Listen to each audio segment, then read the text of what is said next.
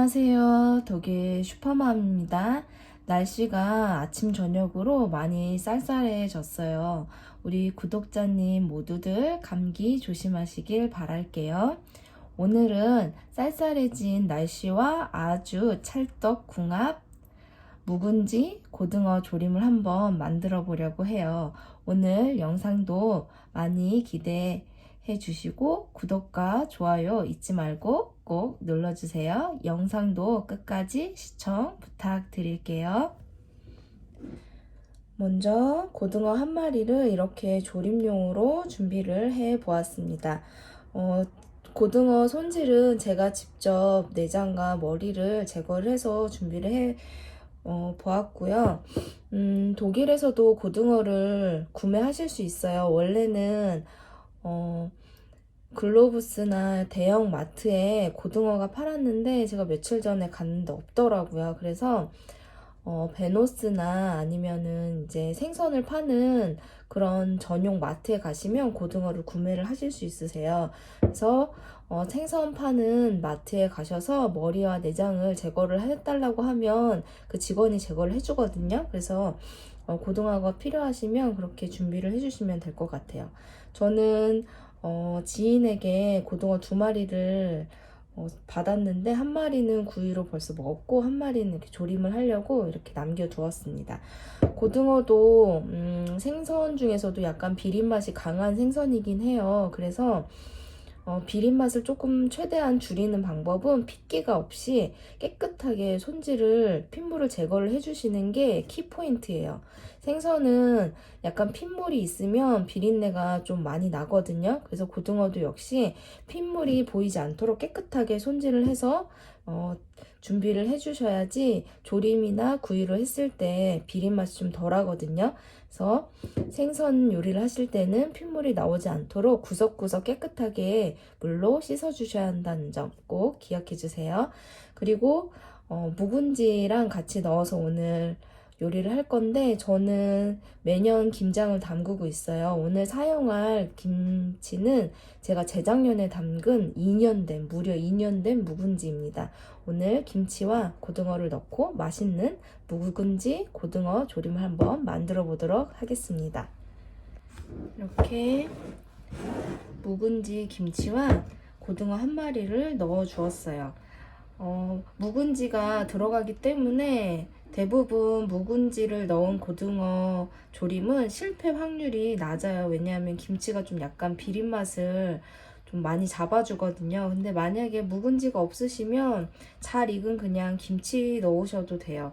그리고 김치가 아예 없으시면 그냥 물을 넣고 이제 간장, 마늘, 생강, 가루 이렇게 넣어서 양념장을 넣어서 이렇게 껴줘 주시면 돼요. 그 대신 물을 넣으시면 조금 더 시원한 맛이 있으니까 항상 조림하실 때는 물을 같이 넣어 주시는 게 좋아요.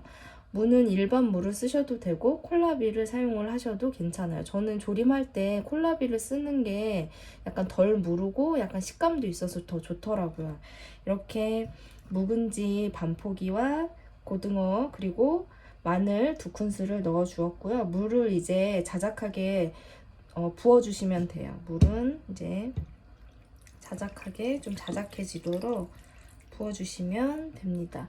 저는 물을 300ml 정도 넣었거든요. 이렇게 자작해지도록 넣어주시면 돼요.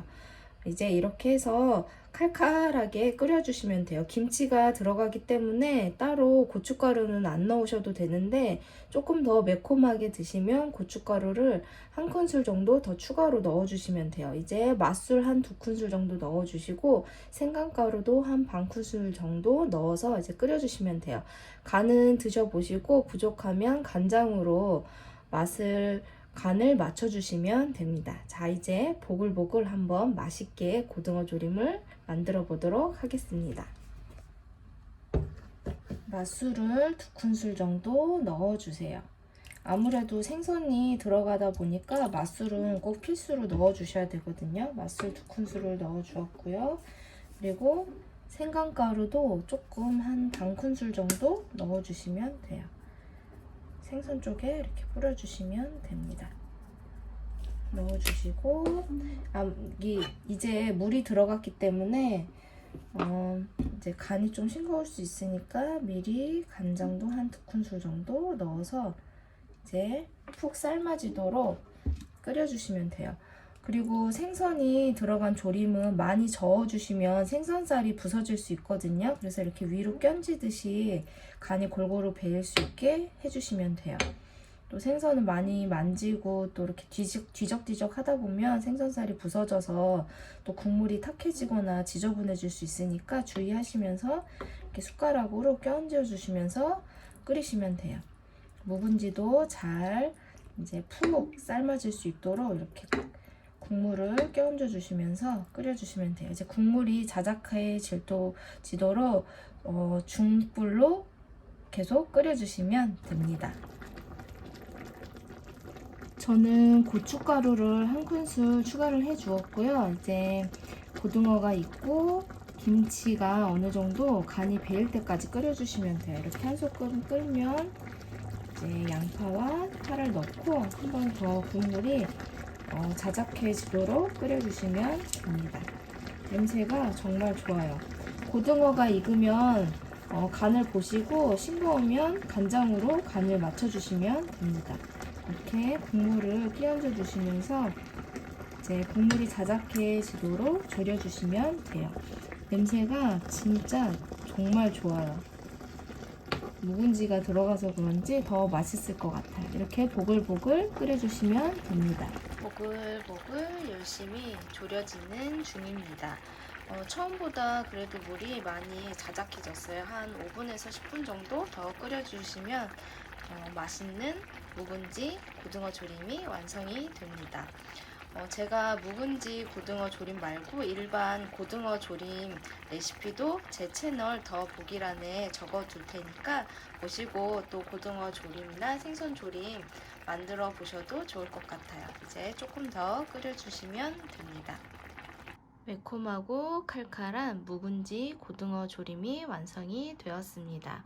꼭 묵은지가 없으셔도 맛있는 고등어 조림을 만드실 수 있으니 추워진 날씨에 뜨끈한 고등어 조림으로 한 끼 식사로 또 맛있게 드셔보셔도 좋을 것 같아요. 오늘 슈퍼맘 영상 끝까지 시청해주셔서 감사하고 구독과 좋아요도 잊지 말고 꼭 눌러주세요.